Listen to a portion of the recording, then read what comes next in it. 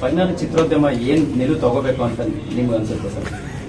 ಚಿತ್ರೋದ್ಯಮಕ್ಕೆ ಏನ್ ನಿಲುವು ತಗೊಂತೀರ ಅಂತ ದಯವಿಟ್ಟು ಕೇಳ್ಬೇಡಿ. ತಗೊಂಡಾಗೆಲ್ಲ ನಾವೆಲ್ಲರೂ ಎಷ್ಟು ಜೋಕ್ಸ್ ಆಗಿದೀವಿ ಅಂದ್ರೆ, ಯಾರೋ ಒಬ್ರು ಬರ್ತಾರೆ ನಮಗೆ ಸಿಕ್ಕಾಪಟ್ಟೆ ಹೊಡಿತಾ ಇದಾರೆ ಇವ್ರ ಮನೆಯಲ್ಲಿ ಅಂತ ಹೇಳ್ಬಿಟ್ಟು ಇನ್ನೊಬ್ರು ಮನೆಗೆ ಹೋಗ್ತಾರೆ, ಅವರಿಗೆ ಸಪೋರ್ಟ್ ಕೇಳ್ತಾರೆ, ಅವ್ರಿಗೆ ಸಪೋರ್ಟ್ ಮಾಡ್ತಾರೆ. ಫೈನಲ್ ಆಗಿ ಅವರಿಬ್ರು ಒಂದಾಗ್ತಾರೆ. ಸಪೋರ್ಟ್ ಮಾಡಿದವ್ರು ಗೂವೆಗಳ ತರ ಕಾಣಿಸ್ತಾ ಇರ್ತಾರೆ. ಪಾಠ ಮುಗೀತು.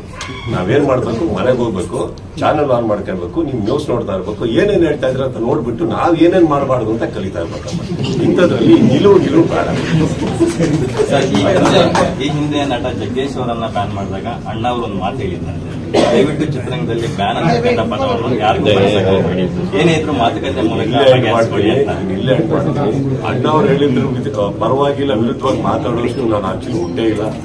ಜಗ್ಗೇಶ್ ಅವರು ನಮ್ಮ ಸಹೋದರರು, ಅವ್ರಿಗೆ ನಮ್ಕಿನ್ನ ಚೆನ್ನಾಗಿ ತಿಳುವಳಿಕೆ ಇದೆ. ಅಂಡ್ ಇನ್ನೊಂದು, ಬ್ಯಾಡ್ದಿ ಜಾಗದಲ್ಲಿ ಕೈ ಹಾಕಿದ್ರೆ ಏನ್ ಮಾತಾಡಬೇಕು, ಹೆಂಗೆ ಎಸ್ಕೇಪ್ ಆಗ್ಬೇಕು ಅಂತ ಅವ್ರಿಗೆ ನನ್ಕಿನ್ನ ಚೆನ್ನಾಗಿ ಗೊತ್ತಿದೆ.